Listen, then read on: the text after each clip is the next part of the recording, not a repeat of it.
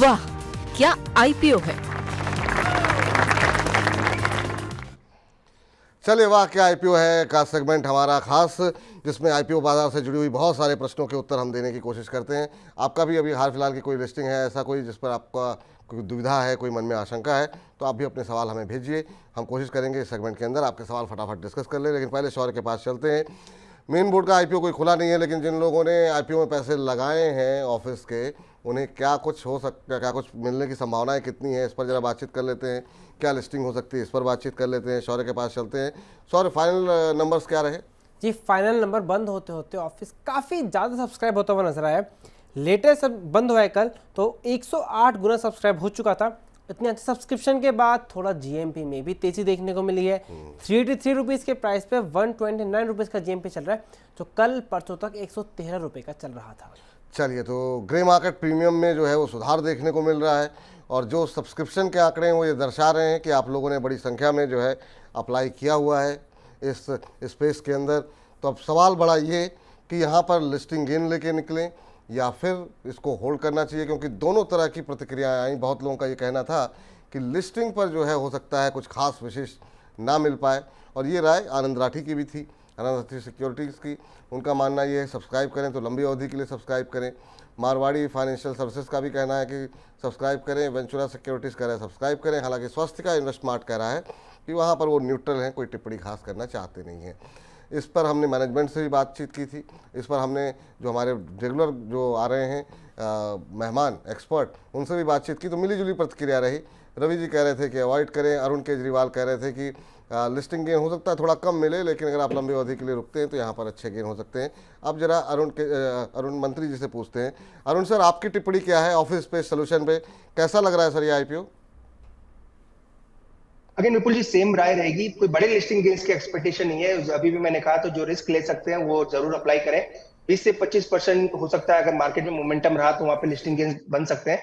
Again वही चीज है, लिस्टिंग गेन जो भी मिलता है, चाहे वो 20% मिले 30% मिले, बुक करके निकलना है, क्योंकि बड़ा इवेंट है। अगेन मार्केट में करेक्शन आता है तो आईपीओ जैसे स्टॉक्स में भी एक करेक्शन देखने को मिल सकता है।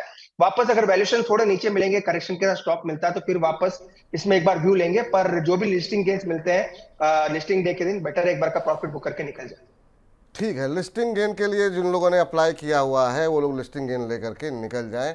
बाजार में वैसे भी जो इवेंट लाइनअप हैं तो वोल्टिलिटी देखने को मिल सकती है, तो लिस्टिंग गेन जो भी मिले आप निकल जाइए, ये सलाह निकल करके आती हुई। चलिए जरा शौर्य के पास चलते हैं। शौर्य, एसएमई क्षेत्र में क्या हलचल देखने को मिल रही है?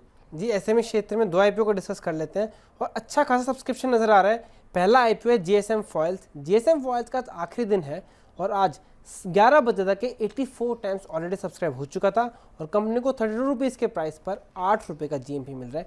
दूसरी कंपनी है विलास ट्रांसकोर। विलास ट्रांसकोर कल खुला था, यानी 27 मई को, 29 मई तक खुला रहेगा। कंपनी एसएमई आईपीओ है, लेकिन 95 करोड़ रुपए रेस करने को देख रही है, और आज 11 बजे तक ये 13 गुना सब्सक्राइब हो चुका था, और कंपनी को 147 रुपीज़ के प्राइस पर 105 रुपीज़ का जीएमपी मिल रहा है, यानी 75% के आसपास जीएमपी मिल रहा है। चलिए, तो ये दो सर जो एसएमई क्षेत्र के आईपीओ हैं, इसको कैसे देख रहे हैं आप? क्योंकि सब्सक्रिप्शन के आंकड़े काफ़ी अग्रेसिव देखने को मिल रहे हैं विलास ट्रांसकोर में।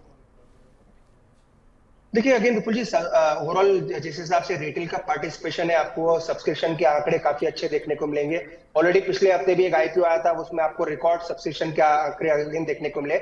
इसलिए क्योंकि मैं थोड़ा कॉशियस हूँ मार्केट में, इसलिए एसएमई आईपीओ में फिलहाल मैं अप्लाई करने की सलाह नहीं दे रहा। इसका मतलब ये नहीं कि दोनों कंपनियां अच्छी नहीं है, कंपनियां डेफिनेटली अच्छी है। हो सकता है लॉन्ग टर्म पोर्टफोलियो स्टॉक के अच्छे रहे, पर एसएमई आईपीओ में फिलहाल क्योंकि एक हफ्ता 10 दिन मैं थोड़ा दूर रहने की सलाह दे रहा हूँ, इसलिए दोनों पे ही अप्लाई करने की सलाह नहीं। दोनों पर ही अप्लाई करने की सलाह नहीं है। इस बीच हमारे कुछ एक दर्शकों की टिप्पणियाँ भी आई हैं, और मोटो जोशी जी कह रहे हैं कि सर विपुल जी और अरुण जी को प्रणाम। कल अच्छे रिजल्ट देख करके मैंने जुनिपर होटल के शेयर ले लिए हैं 442 के भाव पर स्विंग ट्रेड के लिए। स्टॉप लॉस और टारगेट मुझे प्लीज़ बता दीजिए। तो इन्होंने रिजल्ट देख करके जुनिपर होटल्स के शेयर लिए हुए हैं। हाल की लिस्टिंग है, मतलब हाल तो क्या, मतलब 2-4 महीने हो गए। आपकी सलाह क्या रहेगी सर? विपुल जी, रिजल्ट्स काफी अच्छे आए हैं। ओवरऑल होटल्स के स्टॉक्स भी मुझे लग रहा है काफी अच्छे बॉटम के आसपास ही मिल रहे हैं, चाहे वो इंडियन होटल्स रहे या जुनिपर या फिर आप आप पार्क होटल्स की बात करें, सभी अच्छे करेक्शन के आसपास ही मिल रहे हैं। पर क्योंकि इनकी एक राय काफी क्लियर है कि इन्होंने ट्रेडिंग के लिए लिया है, तो 428 इसका सपोर्ट है। वैसे 430 ही है, पर ₹2 का क्वेश्चन और लें, 428 का स्टॉप लॉस मेंटेन करें। मोमेंटम ऊपर में आता है तो 462 465 के आसपास इसका रेजिस्टेंस है, वहां पे हो सकता है स्टॉक अटकता हुआ नजर आए। तो 428 का स्टॉप लॉस ला के होल्ड करें, 465 का ऊपर में टारगेट है। जी, चलिए, इस बीच अगला सवाल जो है वो सपना जी ने हमें भेजा हुआ है, सपना जैन जी ने। और सपना जैन जी कह रहे हैं कि सर, मेरे पास जीपीटी हेल्थ केयर के 80 शेयर हैं और मैंने 186 के भाव पर आईपीओ के टाइम पर मुझे मिले थे, अभी तक ये होल्ड कर रही हैं। कह रही हैं कि अभी मुझे क्या करना चाहिए, जीपीटी हेल्थ केयर के शेयर के अंदर क्या रणनीति होनी चाहिए। अभी अगर हम देखें तो जीपीटी हेल्थ केयर में जो भाव यहाँ पर देखने को मिल रहा है, वो देखने को मिल रहा है करीब करीब, चलिए लगता है यहाँ कुछ लैपटॉप में मेरे थोड़ी सी समस्या आ रही है, हैंग कर गया है। सर, अगर आप जीपीटी हेल्थ केयर पे अगर अपनी टिप्पणी दे पाएँ तो। बिल्कुल जी, 147 के आसपास ये स्टॉक चल रहा है। आप कह सकते हैं 50 वीक लो के आसपास ही है, जो कि लिस्टिंग के बाद कंटिन्यूस स्टॉक में फॉल देखने को मिल रहा है। पर क्योंकि ऑलरेडी बड़ा करेक्शन आ चुका है, तो यहाँ पे एग्जिट की सलाह नहीं है। तो मुझे लग रहा है एक बार वापस स्टॉक 180 190 तक आ सकता है, तो वापस वहां पे रिव्यू करेंगे।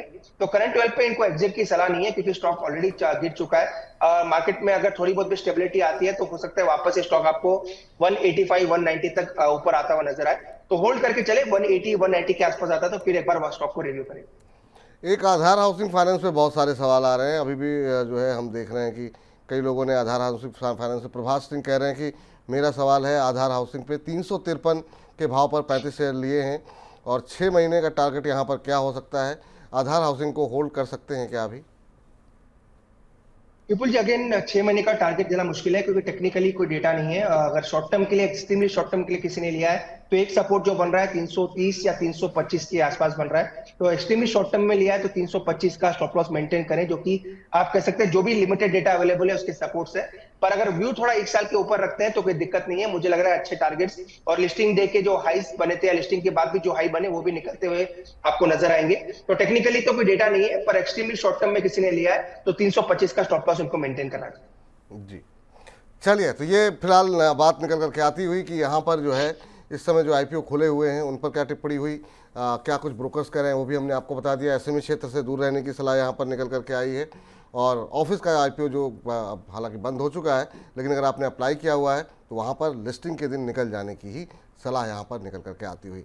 तो फिलहाल हमारे खास पेशकश वाह क्या आईपीओ है में इतना ही। वाह क्या आईपीओ है।